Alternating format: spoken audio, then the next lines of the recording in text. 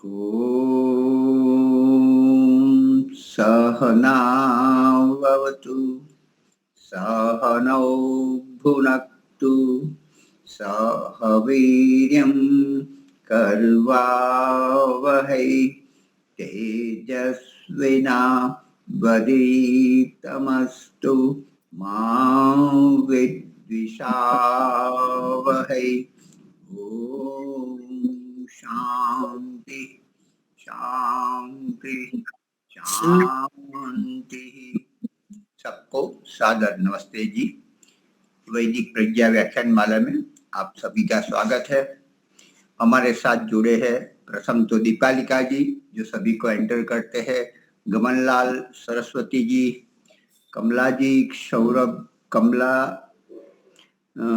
Ben, कमला जी, अंजू जी, दीवान और भी जुड़ रहे हैं, तो सभी का स्वागत है। तो प्रथम भजन के लिए अंजू जी। वो ही सच्चा मीत है हमारा तुम्हारा, हमारा तुम्हारा। वो ही सच्चा मीत है हमारा तुम्हारा, हमारा तुम्हारा। परम दयालु परम कृपालु सबका पालनहारा। वो ही सच्चा मीत है हमारा तुम्हारा, हमारा तुम्हारा। जिसने देकर भेजा मानव तन अनमोला, जिसने देकर भेजा मानव तन अनमोला। सुई और बिन धागे के सिया अनोखा चोला। अंतःकरण और देव इंद्रियां हो, अंतःकरण और देव इंद्रियां काम करें जो सारा। वही सच्चा मीत है हमारा तुम्हारा, हमारा तुम्हारा। दुनिया के सब प्राणी उससे भोजन पाते, दुनिया के सब प्राणी उससे भोजन पाते। मगर लगे भंडारे कहीं नजर ना आते, मगर लगे भंडारे कहीं नजर ना आते। राजा रंक धनी और निर्धन हो, राजा रंक धनी और निर्धन सबका वो ही सहारा। वो ही सच्चा मीत है हमारा तुम्हारा, हमारा तुम्हारा। जग के जितने नाते मतलब के हैं सारे, जग के जितने नाते मतलब के हैं सारे। भाई बंधु साथी सगे नहीं हैं प्यारे, भाई बंधु साथी सगे नहीं हैं प्यारे। साथ न कोई देगा जब साथ न देगा कोई भी जब बदे कूच कंकारा। वो ही सच्चा मीत है हमारा तुम्हारा, हमारा तुम्हारा। वो ही। बहुत बढ़िया। और कोई भजन गाना चाहते हो? हमारे वक्ता 4:15 को आएंगे, जुड़ेंगे। हाँ जी, प्रारंभ करिए सुमन जी। आप सभी को सैप्रेम नमस्ते जी। ओम भूर्भुवः स्वः तत्सवितुर्वरेण्यं भर्गो देवस्य धीमहि धियो यो नः प्रचोदयात्। ओ थोड़ा हरियाणवी ट्यून में है जी। तेरे अंदर मालिक बैठा बाहर के ढूंढे है, तेरे अंदर मालिक बैठा बाहर के ढूंढे है। कंकड़ पूजे पत्थर पूजे पहाड़ा ने तू पूजे है, कंकड़ पूजे पत्थर पूजे पहाड़ा ने तू पूजे है। चाहे कितने पत्थर पूज ले पत्थरों में राम नहीं है, चाहे कितने पत्थर पूज ले पत्थरों में राम नहीं है। तेरे अंदर मालिक बैठा बाहर के ढूंढ है, तेरे अंदर मालिक बैठा। गंगा नावे जमुना नावे त्रिवेणी में नावे है, गंगा नावे जमुना नाव त्रिवेणी में नावे है। चाहे कितनी नाक डबोले पानी में राम नहीं है, चाहे कितनी नाक डबोले पानी में राम नहीं है। तेरे अंदर मालिक बैठा बाहर के टोए है, तेरे अंदर मालिक बैठा।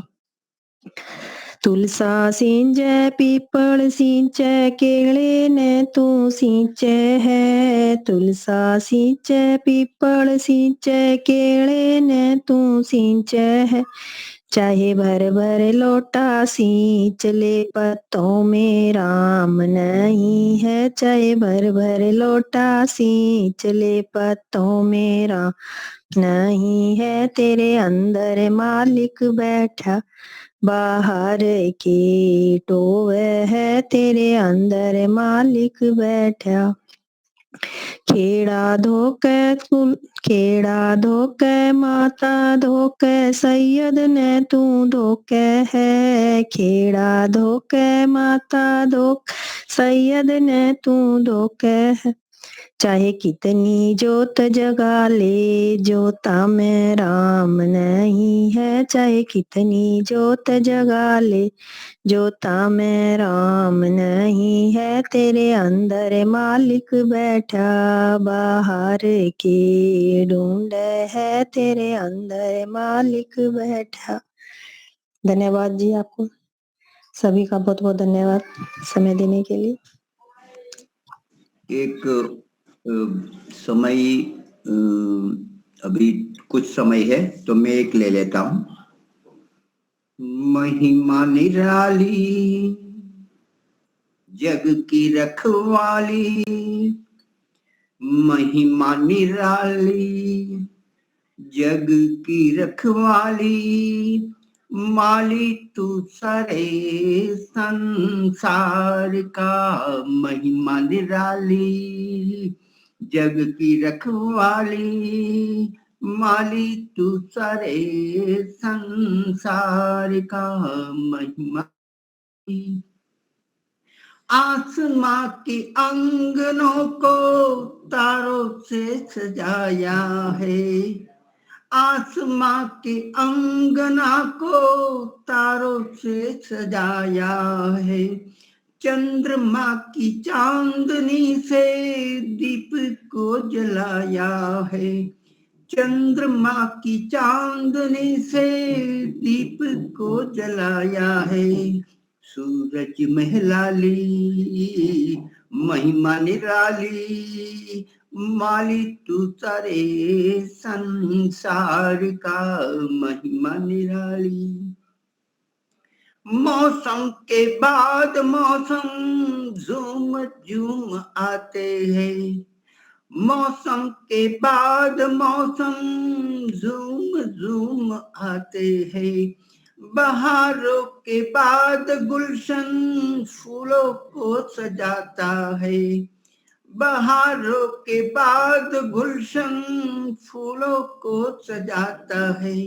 कहीं चुकी है डाली महिमा निराली, मालिक तू सारे संसार का महिमा निराली। कहीं ऊंचे शैल कहीं नदियों की धारा है, कहीं ऊंचे शैल कहीं नदियों की धारा है, कहीं सुनसान कहीं जल सिंधु खारा है, कहीं सुनसान कहीं जल सिंधु खारा है, कहीं मिठी है नाली महिमा निराली। नारी तू सर माली तू सारे संसार का महिमा निराली।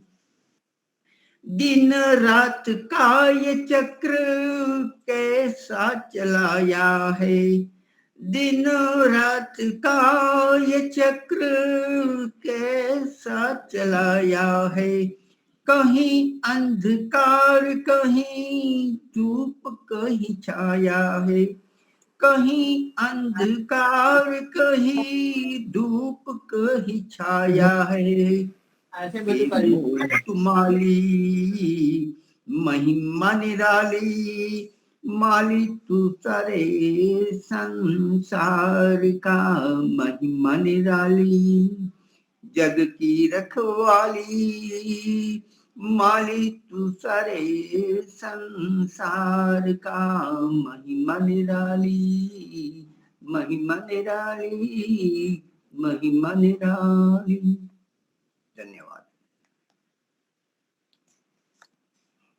वक्ता क्या आ गए हैं?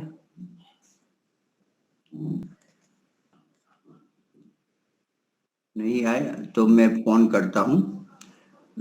तब तक कोई शंकर जी आप कुछ बोलना चाहते हैं 5 मिनट के लिए? 5-7 मिनट कुछ 5 मिनट के लिए बोले हैं मैं। हाँ वहाँ बोलिए, बात करिए, तब तक वक्ता को जरा बुला दे।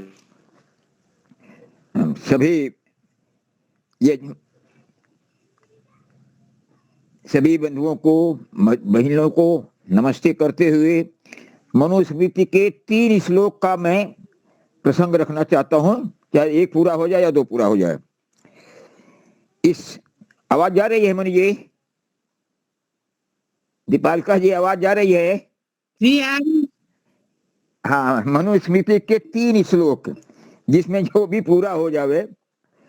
ये शरीर जिसको हम लोग बहुत ही सुव्यवस्थित ढंग से पालते हैं, स्नान करते हैं और सुगंधित पदार्थों से इसको सजाते रहते हैं, लेकिन यही शरीर जब तक इसमें आत्मा है तब तक इस शरीर का महत्व है, और आत्मा के बिना शरीर का कोई महत्व नहीं है। और जब शरीर नहीं है तो आत्मा भी कोई स्थान नहीं रखती है, और आत्मा किसी न किसी रूप में शरीर में रहती है। तो आत्मा के शरीर आत्मा जब शरीर से निकल जाती है तो मनुस्मृति में आया हुआ है, मृतम शरीरम उत्सृज्य काष्ठ लोष्ट स्वम छितौ विमुखा बांधवा यान्ति धर्मस्तम अनुगच्छति। इस शरीर से जब आत्मा निकल जाती है तो इस शरीर को मिट्टी के ढेले की तरह लिटा देते हैं, जैसे लकड़ी का कुंदा होता है उसको लिटा देते हैं, फिर उसका कोई साथ नहीं देता है। दूसरा श्लोक आया हुआ इसी शरीर के लिए, ना मूत्र ही सहायार्थम माता पिता च तिष्ठति न पुत्र दारा न ज्ञातिर धर्मस्तम अनुगच्छति। इस शरीर से आत्मा के निकलने के बाद कोई इसका साथी नहीं होता है। माता पिता पत्नी भाई बंधु कोई साथ नहीं देता है, और इसका साथ केवल देता है तो धर्म ही देता है। धर्म के लिए तो हम लोग लंबा विषय है, लेकिन फिर तीसरा श्लोक सुनाते हैं। द्रव्य भूमौ पशुवस्य गोष्ठे नारी गृह द्वार जना श्मशाने देहश्चितायाम परलोक मार्गे धर्मानुगच्छति जीव एक। द्रव्य भूमौ, धन धरा के बीच में सब कुछ पड़ा रह जाएगा, ये पशु बधे रह जाएंगे जब कूच का दिन आएगा। सब कुछ संपन्न है, गौशाला भी है, भाई बंधु हैं, मित्र हैं, पति पत्नी है, सारा है, लेकिन आत्मा के निकलने के बाद कोई साथ नहीं देता है। द्रव्य धन दौलत सब यूं ही पड़ा रह जाता है। जो हमारा गौशाला है, पशु है, पशु गौशाले में रह जाते हैं। ये जो कहते हैं कि मेरे माता हैं, ये पिता हैं, माता हैं, जो भी संबंधी जोड़े जाते हैं, ये संबंधी लोग केवल श्मशान घाट तक साथ देते हैं। और शरीर जिसको कि इतना सुंदर सजाया जाता है, वस्त्र से, आभूषण से और सुगंधित द्रव्यों से, ये शरीर को चिता पर पंच तत्वों में मिला दिया जाता है। यही शरीर की स्थिति है जो 50, 60, 70 साल तक, 90 साल तक, 100 साल तक, 100 से अधिक वर्षों तक इसको खूब सजाते पालते हैं। इसकी यही स्थिति होती है। तो इस शरीर में के पालन में, सेवा में, सुरक्षित रखने में हम लोग अपना सारा समय बिता देते हैं, लेकिन उस आत्मा के साथ सब कुछ भी नहीं, सब छूट जाता है और केवल धर्म ही साथ देता है। तो अपने जीवन में धर्म का पालन हमेशा करते रहना चाहिए। एक और श्लोक आया हुआ है, ओम। धर्म एव हतो। हाँ जी, अभी हमारे वक्ता आ गए हैं। आ गए हैं, यहीं पर रोक दें हैं। हाँ जी जी जी, चलिए अगला श्लोक किसी और दिन है। नमस्ते। नमस्ते, नमस्ते, धन्यवाद। हाँ, तो लखनऊ के आज अभी तो वहाँ हरिद्वार में है, तो हरिद्वार से हमारे स्वामी वेदामृत जी अपना प्रिय वचन, वेद वचन सुनाएंगे। हम बड़े प्रेम से, श्रद्धा से सुनेंगे। स्वामी जी, स्वामी वेदामृत जी।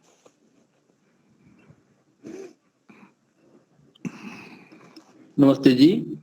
हाँ, आपका जरा वीडियो पूरा मुख सभी से निवेदन है कि सब तरह से ध्यान के। हाँ, अभी आवाज भी ठीक आएगी।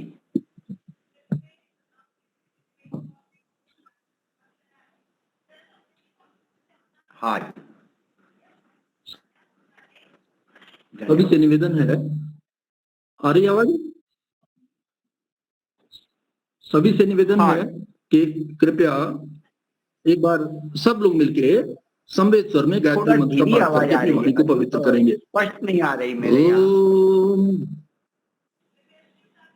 ओके, ठीक है जी। जी जी, नेटवर्क की समस्या यहाँ हरिद्वार में थोड़ी सी प्रॉब्लम है। यहाँ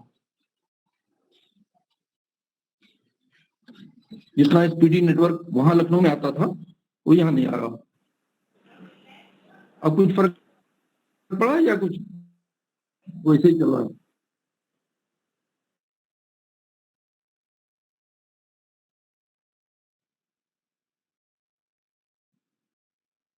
या मैं बाहर निकल आऊं, बाहर यहाँ लॉन में बैठूं? दीपालेखा जी, आपको स्पष्ट सुनाई दे रहा है?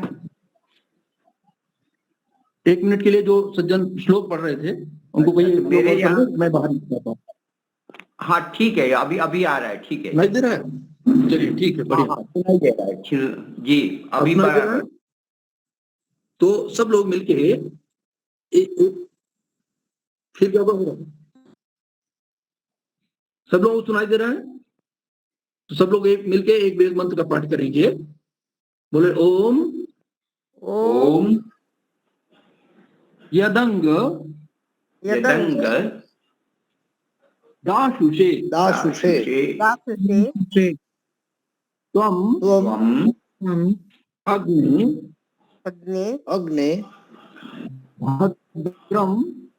भद्रम करिष्यसि।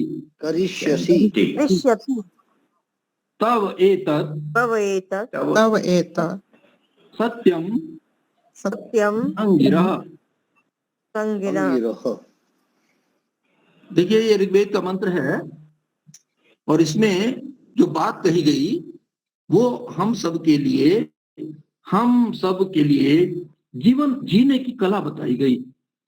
और यहाँ जैसे सबसे पहला शब्द है यद अंग, यत अंग, यत मने जो, अंग ये संबोधन है परमात्मा के लिए। अंग यानी पूरे विश्वानाम अंग, ब्रह्मांड के कण कण में वो सर्वव्यापक परमात्मा व्याप्त है, जैसे पूरे ब्रह्मांड का वो अंग हो। यत अंग, फिर कहा दाशुषे, दाशुषे कहते हैं दा। पहला देखिए मैंने पहले भी कहा था संस्कृत के जो शब्द होते हैं ना वो पहले अक्षर से ही बता देते हैं इनका क्या अर्थ है। तो दाशुषे में पहला अक्षर क्या है? दा। दा माने देना, दा का तात्पर्य है देना। तो दाशुषे जो देने वाला है, यानी जिसकी देने की प्रवृत्ति है, देने का अभ्यास है, देने का स्वभाव है। फिर उसके लिए क्या करते हो? तुम अग्ने, यानी परमात्मा को संबोधन करके हे ज्ञान स्वरूप परमात्मा, भद्रम करिष्यसि, तुम उसका क्या करते हो? भद्र करते हो। भद्र यानी कल्याण। भद्र शब्द भदी कल्याणी धातु से बनता है, तो भद्र यानी कल्याण करना। अब कल्याण किसको कहते हैं? किसी का हित करना और किसी का कल्याण करना, दोनों में बड़ा अंतर है। इसको यूं समझे, एक बार वो कथा आती है, बहुत सारी बौद्ध कथाएं भी संसार में प्रचलित हैं। तो एक कथा आती है कि नारद जी जो बड़े परम ज्ञानी थे और पूरे ब्रह्मांड में घूम के वो ज्ञान का प्रचार करते थे। एक बार कहीं विश्व मोहिनी का स्वयंवर हो रहा था, तो उनके मन में आ गया कि अगर विश्व मोहिनी का विवाह मेरे से हो जाता तो बड़ा अच्छा था। तो उन्होंने परमात्मा से प्रार्थना की, हे परमात्मा आप ऐसा करो कि मेरी सूरत इतनी सुंदर बना दो कि जिससे विश्व मोहिनी मोहित होके मेरे को वरमाला डाल दे, मेरी उसका विवाह हो जाए। तो उसमें एक वाणी गोस्वामी तुलसीदास जी लिखते हैं, यह विधि होई नाथ हित मोहरा, करौ सो बेगी दास में तोबरा। नारद जी प्रार्थना करते हैं परमात्मा से, हे परमात्मा जिससे मेरा कल्याण हो जाए, मेरा हित हो जाए, ऐसा काम कर दो, जल्दी से कर दो। तो परमात्मा की तरफ से कहलवाते हैं गोस्वामी जी, जय विधि होई परम हित, नारद सुनो तुम्हार। तुम तो हित की बात कर रहे हो, मैं तुम्हारा परम हित जिसमें है वो करूंगा। तो नारद का जो चेहरा था वो बंदर की तरह बना दिया।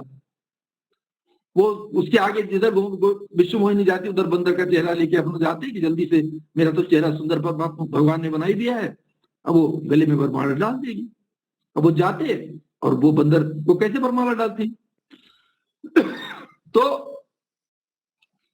इसी को कहते हैं कल्याण, यानी परम हित।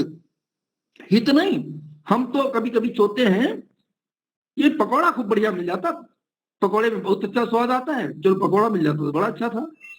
पर पकौड़ा खाने में हमारी रजोगुणी वृत्तियां बढ़ती हैं, उससे हम शांत नहीं रह सकते। हमको जो शांति स्निग्धता चाहिए वो नहीं मिलेगी।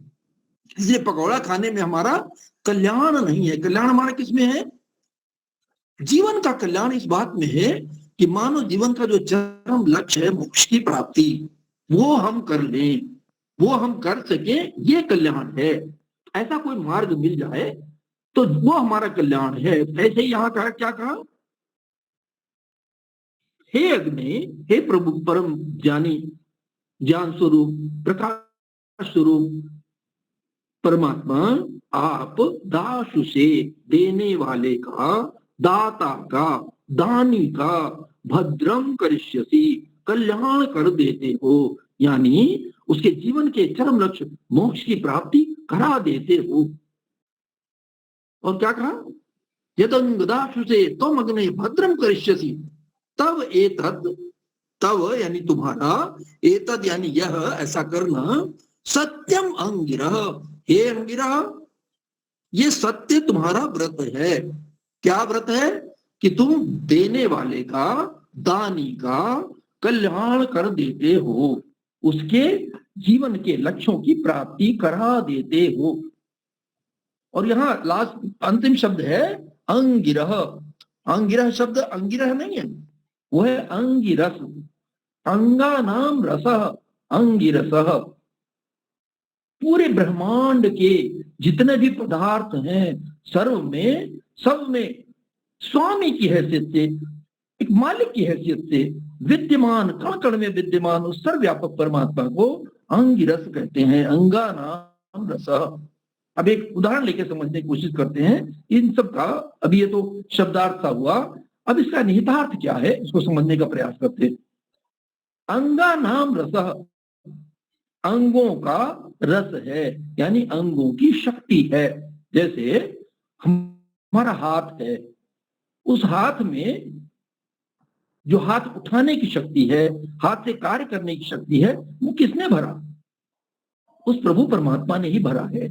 ऐसे ही जो अनाज है, अनाज के दानों में कितना प्रोटीन, विटामिन, मिनरल्स, कार्बोहाइड्रेट्स कितना कितना होना चाहिए, ये कौन भरता है? प्रभु परमात्मा भरता है। तो वो हर दाने दाने का भी रस है। हमारे हाथ में जो शक्ति है उसका भी वही रस है, यानी उसमें भी वही शक्ति है, उसी की शक्ति काम कर रही है। आप चाहें कि नासिका से भोजन कर लेंगे, नहीं कर सकते। क्यों? में भोजन करने का रस, भोजन करने की शक्ति, भोजन करने का सामर्थ्य परमात्मा ने नहीं भरा है। उनमें घ्राण शक्ति है, उसे आप सूंघ सकते हैं। रसना जो है हमारी जीभ, उसमें भोजन करने की शक्ति भर रखी है, उससे आप भोजन कर सकते हैं। ऐसे ही पूरे ब्रह्मांड में जितने भी, जहां जहां भी, कोई भी जहां भी शक्ति है, उस शक्ति का आश्रय, उस शक्ति का स्वामी प्रभु परमात्मा ही है। जैसे आप देखिए सूर्य, तो सूर्य को अगर माना जाए एक पदार्थ, तो उसका जो अंग है और उसका जो रस है, उसको समझने की कोशिश करें। सूर्य में क्या होता है? आप सब जानते हैं, एटम्स का मिलना और एटम्स का बिखरना, फिशन और फ्यूजन, दो तरह की एक्टिविटीज होती है। जब दो परमाणु मिलते हैं तो एनर्जी जनरेट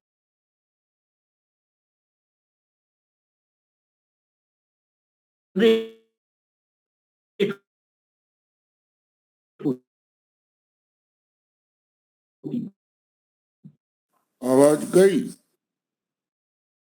और जब दो परमाणु आपस में टकराते हैं तो एनर्जी डिस्ट्रीब्यूट होती है, हम सबको वो शक्ति मिलती है, जो उष्मा है, जो तेजी है, जो प्रकाश है, वो मिलता है। अब ये जो सिस्टम है फिशन और फ्यूजन का, ये सिस्टम, इस सिस्टम को जनरेट करने वाला, अरे फिर गड़बड़ हो गया, ये बड़ा मुश्किल काम है, ये इंटरनेट।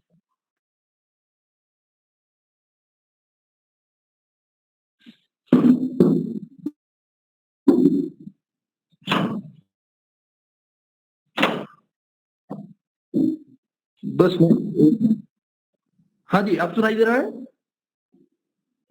अब सुनाई दे रहा है? तो मैं बात कर रहा था सूर्य की। सूर्य में जो शक्ति, ये एनर्जी जनरेट हो रही है, और सूर्य जो हमको एनर्जी डिस्ट्रीब्यूट करके दे रहा है, उसका कारण, उसका नियामक, उसको करने वाला, उसको कराने वाला प्रभु परमात्मा है। और वो पूरे ब्रह्मांड के जब कण कण में व्याप्त है, तो सूर्य के भी प्रत्येक अंग में व्याप्त है। अंगा नाम रस, वो प्रत्येक अंग का रस है। किसी के भी, कोई भी पदार्थ हो, हमारे अपना जीवन है, हमारी अपना शरीर है, पेड़ों में जो फल लगे हुए हैं, उन फलों के अंदर जो रस है, वो फल उस पेड़ का अंग है ना। पेड़ों में जो तना है, उस तने में जो रस शक्ति प्रवाहित हो रही है, जिससे वो पेड़ बड़ा हुआ है, जिसका ट्रंक बड़ा है, जिससे पत्ते निकल रहे हैं, जिससे फूल निकल रहे हैं, जिससे फल पैदा हो रहा है, ये क्या है? सब उस पेड़ के अंगों के रस हैं। ये रस कौन है? ये अंगा नाम रस, वही प्रभु परमात्मा है, जो कण कण में सर्वव्यापक होकर, सर्वशक्तिमान होकर अपनी व्यवस्था से विभिन्न वस्तुओं में विभिन्न प्रकार के रसों का आधान करता है, निर्माण करता है और प्रसार करता है, निरंतर प्रसरण हो रहा है। तो ऐसा जैसे पृथ्वी है, तो पृथ्वी में जो धरती बनी है, उस धरती को सत्य रजस तमस नामक तत्व से इन तत्वों को मिलाकर पृथ्वी बनाई। अब पृथ्वी में जो उर्वरा शक्ति है, जो उसमें एक दाना डाला जाता है तो उससे विभिन्न प्रकार के जो बीज डाले जाते हैं, उससे वो निकल के पौधा बनता है, फिर बड़ा हो जाता है, फल बनता है, फूल देता है, फल बनता है। ये सब जो बनता है, इन सब का नियामक कौन है? वही प्रभु परमात्मा। अंगा नाम रस, सभी के अंगों का जो कुछ भी आप कल्पना कर लें, जितना भी आपको, जितना भी ब्रह्मांड में जो कुछ भी दिख रहा है, उन सब का रस, उन सब का नियामक वो प्रभु परमात्मा ही है। इसीलिए उसको कहा गया अंगा नाम रस। तो जिसमें जो कुछ भी कोई दे रहा है वो भी उसका नहीं है, क्योंकि उसका मालिक तो परमात्मा है। ईशावास्यम इदम सर्वम कहते हैं, ईशावास्यम इदम सर्वम, इस पूरे यत्किंच जगत्याम जगत, तो जगती में जितना भी जगत है, जो भी भौतिक है, अभौतिक है, जो चेतन है, जो जड़ है, उन सब में जो व्याप्त हो रहा है मालिक की हैसियत से, ईश, इसलिए शब्द हो गया ईश, ईश यानी स्वामी, स्वामी की हैसियत से जो व्याप्त हो रहा है वो कौन है? वो प्रभु परमात्मा है। अंगा नाम रस, इसीलिए उसको अंगिरस शब्द से संबोधित करते हैं। तात्पर्य क्या हुआ कि जो कुछ भी हम किसी को दे रहे वो हमारा नहीं है, क्योंकि हमारे पास जो कुछ भी है वो हमारा नहीं है। उसका मालिक कौन है? प्रभु परमात्मा।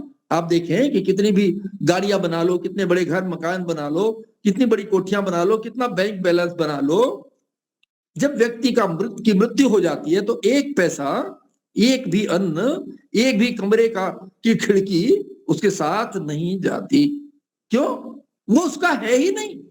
मालिक तो सभी वस्तुओं का अंगा नाम रस, वही प्रभु परमात्मा ही है। तो ऐसा जो परमात्मा है, वो जो हमें दे रहा है, वो इसलिए दे रहा है कि पहले तेन त्यक्तेन भुंजी था, त्याग पूर्वक भोग करो।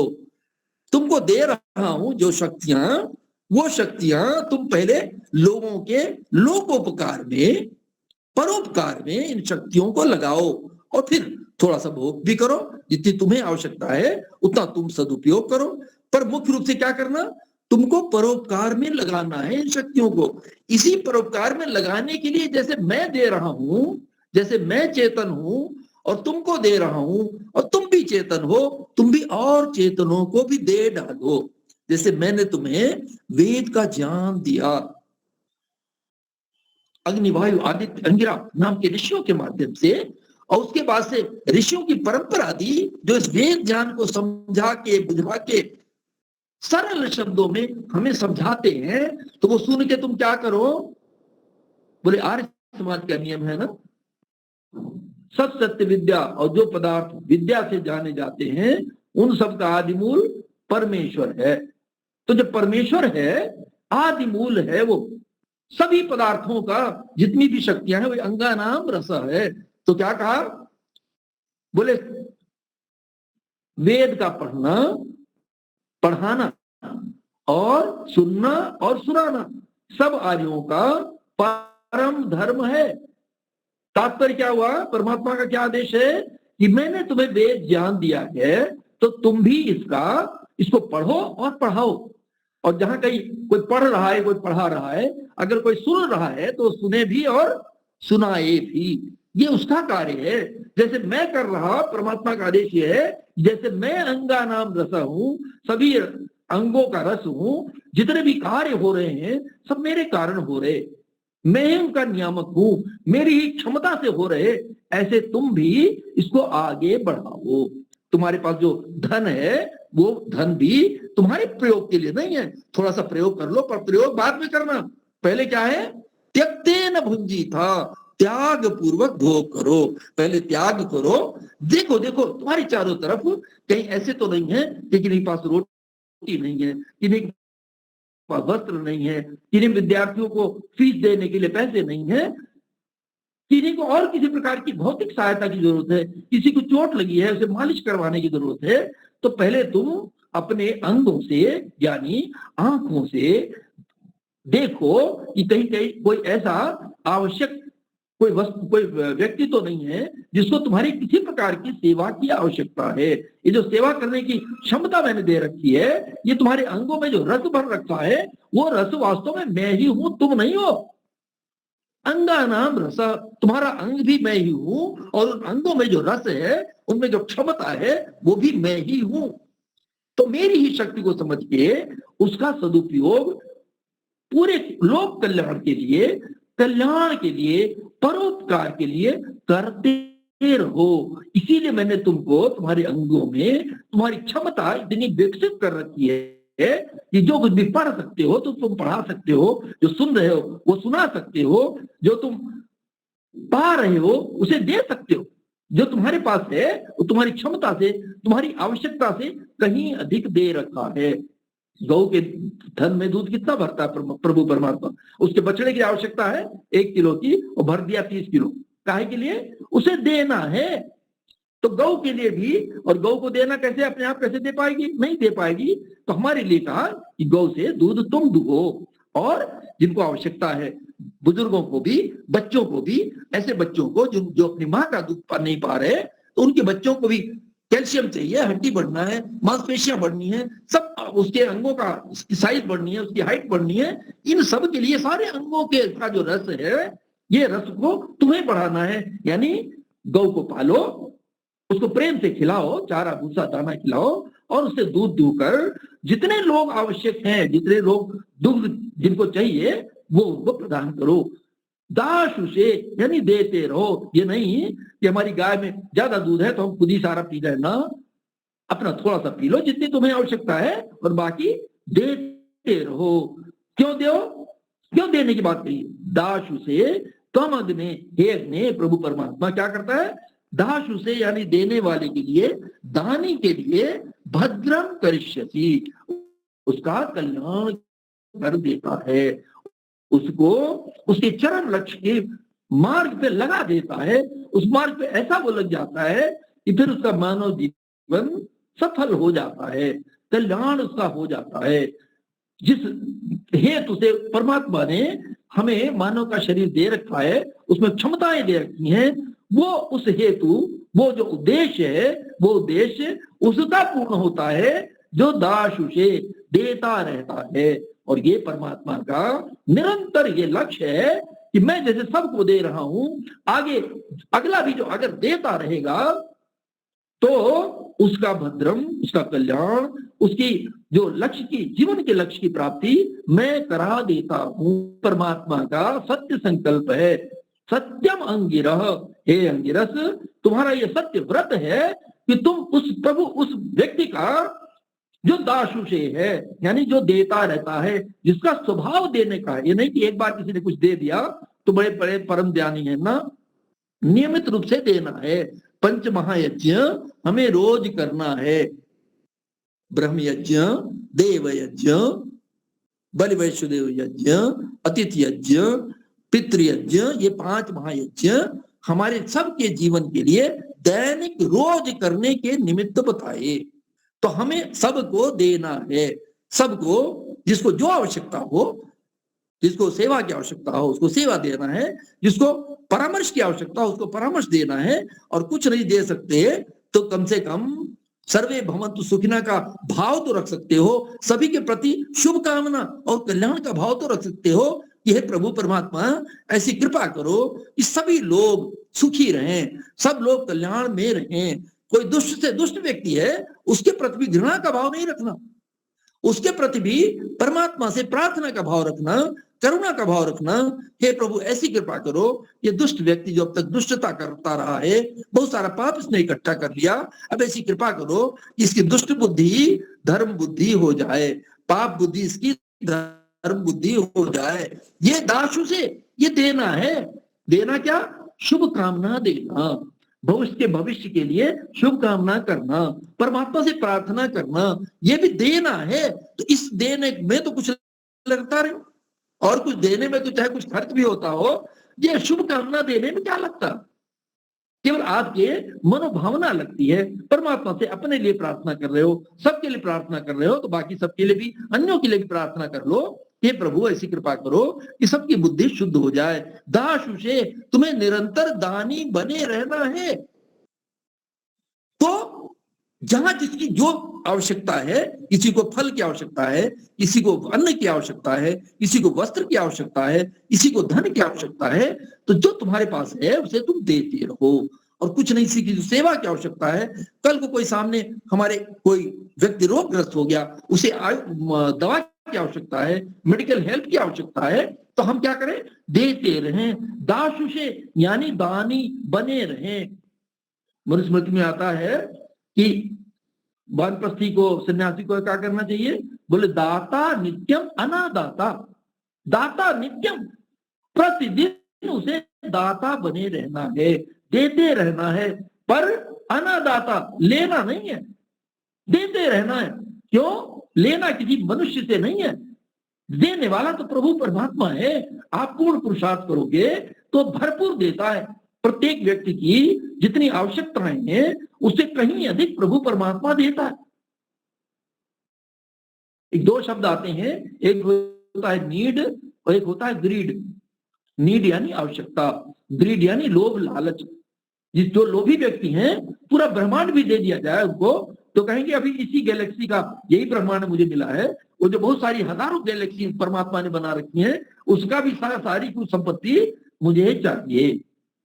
तो लोभ की कोई सीमा नहीं है। और आवश्यकता तो कोई कितना भी महान हो, कितना भी धनवान हो, कितना भी उसके पास सोने चांदी जवाहरात भरे पड़े हो, खाएगा तो वही 4 फुलके, ज्यादा से ज्यादा कोई 2 फुलके।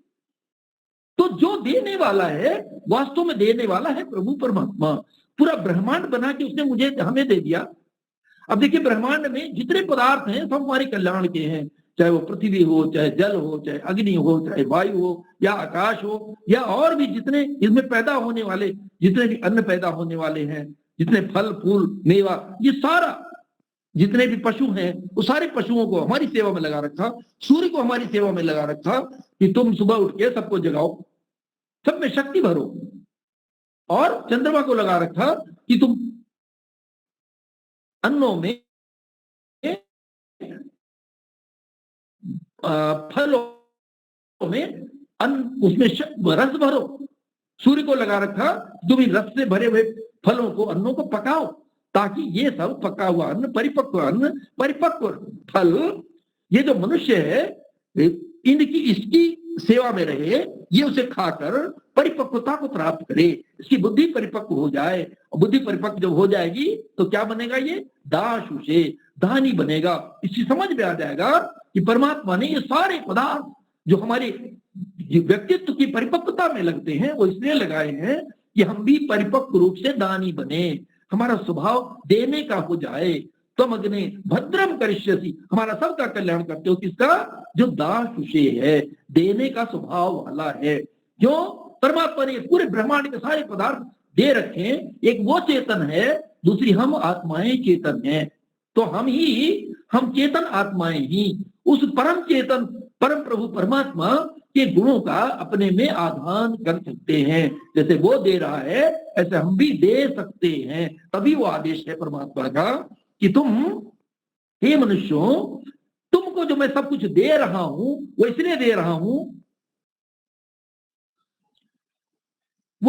रहा हूं, ताकि तुम भी आगे देते रहो। इस प्रवाह को रोको नहीं। इस सृष्टि का प्रवाह अनवरत है, निरंतर तुम भी देते रहो। और सब तुम जितना ही देते रहोगे तुम उतना ही तुमको मैं और भेजता रहूंगा। जितना ही तुम दान करोगे तुम्हारा कल्याण मैं करता ही रहूंगा। तम अग्ने भद्रम करिष्य।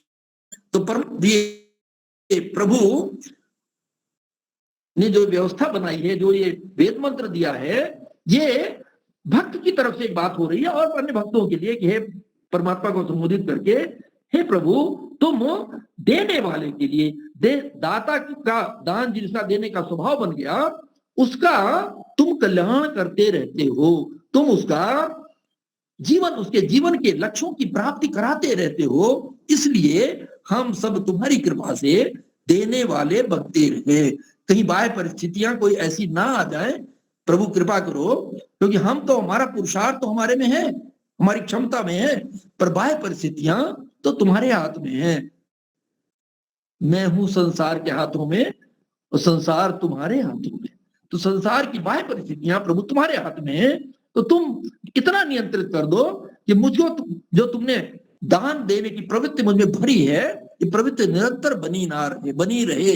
ऐसा ना हो जाए कि मेरे को ऐसी आवश्यकता हो जाए, ऐसा मैं अशक्त हो जाऊं, कहीं ऐसी तरह से बुरी तरह से बीमार हो जाऊं जब मैं कुछ ना कर सकूं। ऐसी कृपा करो कि मरते दम तक आजीवन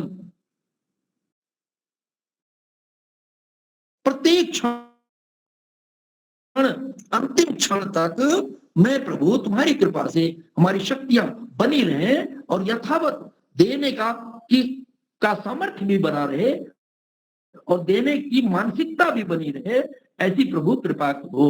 तो परमात्मा से प्रार्थना इसलिए की जा रही है और परमात्मा भक्त की तरफ से परमात्मा के प्रति ये निवेदन बताते हैं, हे प्रभु तुम देने वाले का दानी का निरंतर कल्याण करते रहते हो, उसके जीवन के लक्ष्यों को प्राप्त कराने में लगे रहते हो। तो ऐसी कृपा करो, बाह्य परिस्थितियां तुम कंट्रोल करो प्रभु, और मैं निरंतर पुरुषार्थ करता हुआ निरंतर जैसे तुम सबको दे रहे हो, पूरे ब्रह्मांड की सारी वस्तुएं तुमने हम सबको पूरे मानव मात्र को दे रखी हैं। यथे माम वाचम कल्याणी भावदान जनेभ्य। तो जो तुमने ये जो वेद ज्ञान दे रखा है सभी प्राणियों के लिए दे रखा है, ऐसे ही ये ज्ञान प्राप्त करके मैं भी ज्ञान को बांटता रहूं। ऐसे ही जो अग्नि है वो अग्नि क्या है, जो पूरे ब्रह्मांड के कल्याण में लगती है। ऋषिवर दयानंद इतनी बढ़िया बात लिखते हैं, कहते हैं ये जो शिल्प विद्या में लगने वाली अग्नि है, यानी फैक्ट्रीज में जो बॉयलर्स जलाए जाते हैं जिनमें मेटल्स को मेल्ट करा के गला के और उनको विभिन्न सांचों में ढाल के विभिन्न प्रकार के पदार्थ बनाए जाते हैं, ये पदार्थ विद्या सारी अग्नि के माध्यम से होती है। और ये अग्नि में जो दाहकता और अग्नि में विभिन्न पदार्थों को गलाने की शक्ति जो दे रखी है वो परमात्मा ने दे रखी है। वो अंगिरस है, अंगानाम रसः। अग्नि में जो सबको गलाने की शक्ति बना रखी है वो परमात्मा ने ही बना रखी है। इसलिए बना रखी है ताकि हम उद्योगपति जितने हमारे हैं विभिन्न प्रकार के उद्योगों में जितने भी पदार्थों के उपकरणों की आवश्यकता पड़ती है उन उपकरणों को बनाकर इस संसार को निरंतर देते रहें, जितनी जितनी जहां भी आवश्यकता है। जैसे अभी देखिए वेबिनार से हम लोग ये कक्षा कर रहे हैं, तो ये भी तो एक इंटरनेट का आविष्कार करके दिया है। ये परमात्मा की व्यवस्था है जिसमें हमारी वाणी, हम कोई कहीं है, कोई विदेश में बैठा, कोई कहीं बैठा है, पर सब मिल के एक जगह पर श्रवण कर रहे हैं। एक जगह कोई बोल रहा है तो बाकी लोग सुन रहे हैं। ऐसे ही ये जो व्यवस्थाएं हैं, ये जो शक्तियां दे रखी पूरे ब्रह्मांड में, पूरे अंतरिक्ष में जो ये शक्ति है कि वाणी को ग्रहण करके और दूर दूर देश तक पहुंचाना, ऐसे ही फोटो को ग्रहण करके दूर देश तक पहुंचाना, ये भी परमात्मा ने इस यूनिवर्स में ये शक्ति दे रखी है। ये ऐसे सामर्थ्य प्रदान कर रखी है ताकि ये यूनिवर्स हम सबको, कोई दूर देश में बैठे हुए भी हैं तो परस्पर प्रेम से मिलते रहे। ऐसी ब्रह्मांड में शक्ति बना रखी है। ऐसे ही पृथ्वी में शक्ति है कि विभिन्न प्रकार के पदार्थों को बुझाए। जल में शक्ति है कि हमारी प्यास को शांत कराए। हम जल ना पिए तो हमारा भोजन नहीं पच सकता, डाइजेस्टिव उसमें गुण दे रखा है। ऐसे अग्नि है, अग्नि जठरा अग्नि ना हो तो हमें भोजन नहीं पचेगा, हमें भूख नहीं लगेगी, तो जो कुछ भी हम खाएंगे तो पचेगा नहीं। तो अंगों में जब रस ही नहीं बनेगा तो रस हम देंगे कहां से, हमें शक्ति नहीं रहेगी। ऐसे ही वायु को दे रखा है, वाह गति गंधन गति से चलती है वायु, जिससे हम श्वास लेते हैं, श्वास प्रश्वास लेते हैं। ये सारा कुछ परमात्मा ने बना के दे रखा। पृथ्वी जल अग्नि वायु और आकाश। आकाश यानी अंतरिक्ष, जो अवकाश है, रिक्त स्थान है। अगर रिक्त स्थान ना हो तो हम भ्रमण कैसे करेंगे, हम 100 मंजिलों की इमारतें उठा के कैसे बनाएंगे। जहां जहां कहीं भी आवश्यकता है तो इन आवश्यकताओं की पूर्ति के लिए विभिन्न प्रकार के पदार्थों में, इन पदार्थों में ऐसा रस भर रखा है, ऐसी शक्तियां भर रखी है परमात्मा ने। वो सारी शक्तियां इसलिए भरी हैं, उन शक्तियों का सदुपयोग करते हुए हम पूरी मानवता के लिए जो जो चीजें आवश्यक हैं, आवश्यक पदार्थों को बनाए, चाहे वो जल की आवश्यकता हो, चाहे वो पृथ्वी की आवश्यकता हो, धन की आवश्यकता हो, अन्न की आवश्यकता बनते, विभिन्न प्रकार के पदार्थों से बनते हैं। ये सारा, चाहे वो गोल्ड हो, चाहे वो डायमंड हो, चाहे वो बहुत सारे हैं जो बहुमूल्य पदार्थ हैं, इन सबको इस धरती से में इतना भर रखा है। ये अंदर नाम रस है, धरती के अंदर हो चाहे समुद्र के नीचे हो, जितने हीरे मोती द्वारा भरे हुए हैं, वो किसलिए भरे हैं, परमात्मा ने किसलिए दे रखे हैं, ताकि हम सब मानवता के लोग, मानव लोग उनका प्रयोग करके स्वयं भी प्रयोग करें और अन्य सबको भी प्रयोग कर रहे हैं। उनके लिए, जैसे मैंने कहा ना, उद्योगों का क्या कार्य है, विभिन्न प्रकार के उद्योग पैदा करके जहां जहां जिस प्रकार की मशीनों की, वस्तुओं की, पदार्थों की, बर्तनों की, उनको बनाए और बना के एक सामान्य उसमें 10% प्रॉफिट लेके उसका वितरण भी करें। ये भी वितरण है, दान से ही है। जो फैक्ट्री वाला है वो सामान बेच रहा है, अगर केवल 10% प्रॉफिट लेके और सब जगह दे रहा है तो ये भी उसका देने का ही स्वभाव। वो निर्माण करके न्यूनतम मूल्य पर वो दे रहा है, तो उसके देने का स्वभाव है। परमात्मा ने ये जो बना रखी व्यवस्था, तो दासु से भद्रम करिष्यसि। तब हम देखते हैं कि जितने भी बड़े बड़े उद्योगपति हैं जो दान करते रहते हैं, इनका दान करने का स्वभाव बन गया है, उनका रहता है। ऐसे ही जब जिसकी जो आवश्यकता हो हम दान भी दान करते रहे, दानी बनेंगे तो परमात्मा का ये स्वभाव है जो हमारा सबका दानी का कल्याण ही करेगा। तो प्रभु परमात्मा कृपा करे कि वेद की वाणियों को, वेद के संदेशों को समझते हुए, यथावत समझते हुए हम अपने जीवन में आचरण करके धर्म, अर्थ, काम और मोक्ष की सिद्धि कर सकें।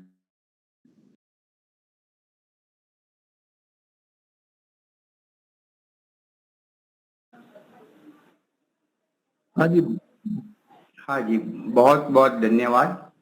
आपने मंत्र के द्वारा बहुत ही अच्छी तरह से उनका व्याख्यान किया, बहुत सुंदर।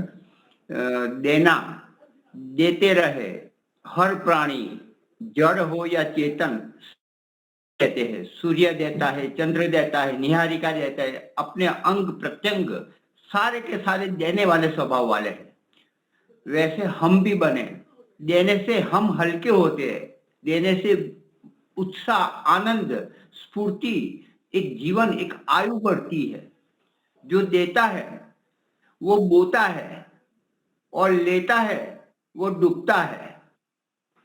हमारे पास जो बैंक बैलेंस है वो वास्तव में अपना नहीं है, लेकिन जो दे दिया, औरों के लिए दे दिया, वही अपना बैंक बैलेंस रहेगा, वही आपके लिए वो बीज समान बनेगा। तो देने की वृत्ति बने, देने से हम हल्के होते हैं, देने से ऊपर उठते हैं। त्याग करें, प्रेम से त्याग करें। एक वस्तु गिर जाती है, खींच लेते हैं, वो त्याग तो हुआ लेकिन प्रसन्नता नहीं है। लेकिन जब प्रसन्नता से देंगे तो दान कहा जाता है। तो देने के भाव कैसे उपयोगी होए, यही हमारा जीवन है, उससे हमारा विकास होता है।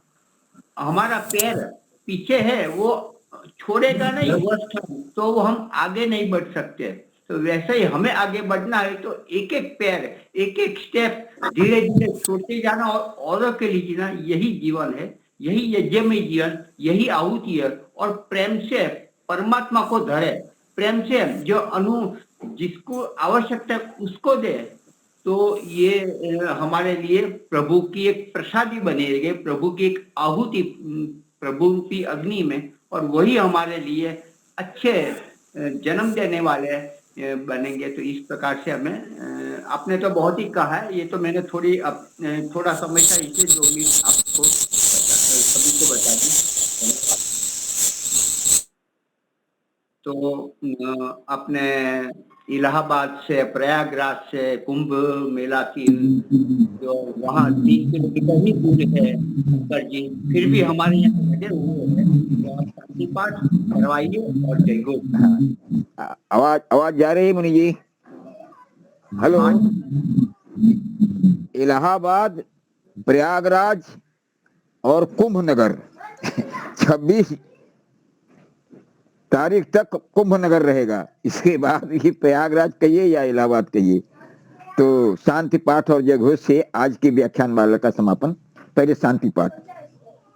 ओम ध्यो शांति अंतरिक्षम शांति पृथ्वी शांतिरापः शांतिरोषधयः शांतिर वनस्पतयः शांतिर्विश्वे देवा शांतिर्ब्रह्म शांति सर्वं शांति शांतिरेव शांति सामा शांतिरेधि। ओम शांति शांति शांति। जय घोष। जो बोले सो अभय। सत्य सनातन वैदिक धर्म की जय। पुरुषोत्तम भगवान राम की जय जय हो। जय हो। योगराज भगवान कृष्ण की जय हो। जय व्याकरण हो। सूर गुरु विरजानंद की जय हो। जय युग हो। प्रवर्तक महर्षि दयानंद सरस्वती की जय हो। जय हो। भारत माता की जय जय। गौ माता की करे रक्षा देश के अमर शहीदों की जय हो। जय हो। वेद की ज्योति जलती रहे। रहेगी जल्दी ओम ओम का झंडा ऊंचा ऊंचा रहे। आर्य समाज मर रहे। मर सत्यार्थ प्रकाश हमारा रहे। प्रणव ध्वनि